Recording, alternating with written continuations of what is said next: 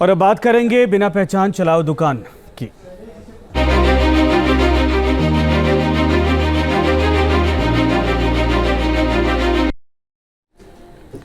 तो supreme court ने UP और उत्तराखंड सरकार से उस निर्देश पर रोक लगा दी है जिसमें कहा गया है कि कांवड़ियों के रूट स्थित भोजनालयों पर मालिकों के नाम को लिखना जरूरी है।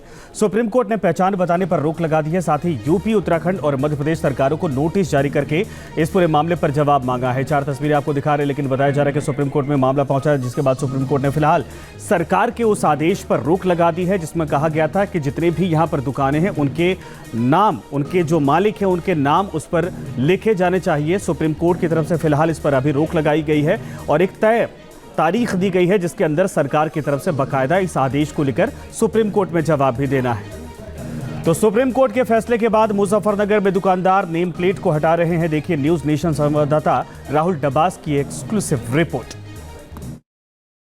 ये मुजफ्फरनगर का मदीना चौक है।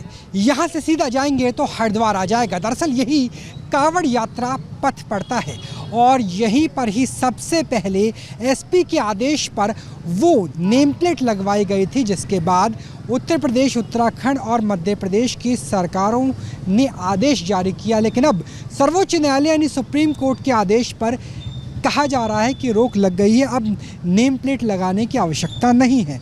कुछ लोगों से हम बात कर लेते हैं। भाई, आपने खबर देखी है सुप्रीम कोर्ट की? सुप्रीम कोर्ट ने कहा है कि अब ये प्रोप्राइटर लगाने की ज़रूरत नहीं है। क्या ऐसे देखते हैं इस मामले को? स्वागत करते हैं सुप्रीम कोर्ट के आदेश का? सुप्रीम कोर्ट का स्वागत करते ही बहुत अच्छा किया। देखिए नज़र जलेबी वाले, और नज़र के साथ साथ पहले इन्होंने जो मोहम्मद नज़र है वो भी नाम रख दिया और इसी तरीके से नामकरण किया जा रहा है। भाई, सुप्रीम कोर्ट ने कहा अब नाम लिखने की ज़रूरत नहीं है। सही करा जी उन्होंने।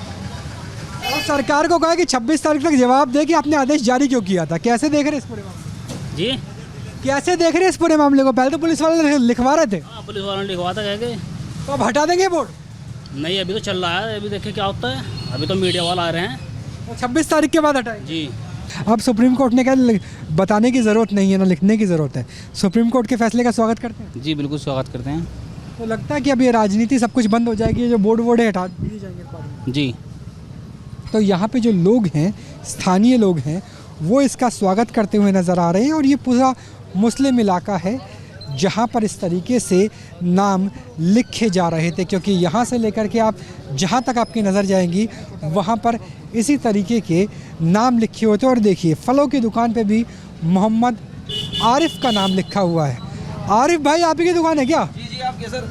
तो भाई ये बताइए, फलों में तो कुछ नॉन वेज, वेजिटेरियन नहीं होता, हिंदू मुसलमान भी नहीं होता। तो थी, हम सुप्रीम कोर्ट के फैसले से बहुत खुश हैं। सच्चाई की जीत हुई। पर ये लगता है कि जीत लंबी जाएगी। 26 तारीख को जो योगी सरकार या फिर पड़ोसी राज्य उत्तराखंड की सरकार जवाब देगी, उससे कुछ फर्क पड़ सकता है? भाई तो कह नहीं सकते, राजनीति है, बताओ क्या कर। तो अब ये हटा देंगे आप बोर्ड?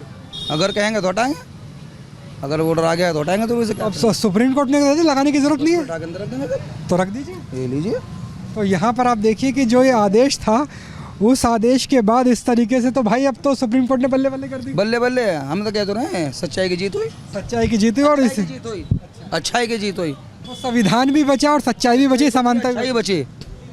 तो यहाँ पर आप देखिए कि इस तरीके का बोर्ड लगा हुआ था, ये भाई ने पहले आगे रखा हुआ था और अब सुप्रीम कोर्ट के बाद मोहम्मद आरिफ के उल्टा करके रख दिया है। तो ये अंतर है जो हमें मुजफ्फरनगर में नज़र आ रहा है। मुजफ्फरनगर से ही इस विवाद की शुरुआत हुई थी और अब मुजफ्फरनगर में बोर्ड हटने की शुरुआत भी न्यूज़ नेशन के कैमरे के सामने ही हो चुकी है। कैमरा सहयोगी जयराम के साथ राहुल डबास, न्यूज़ नेशन, मुजफ्फरनगर।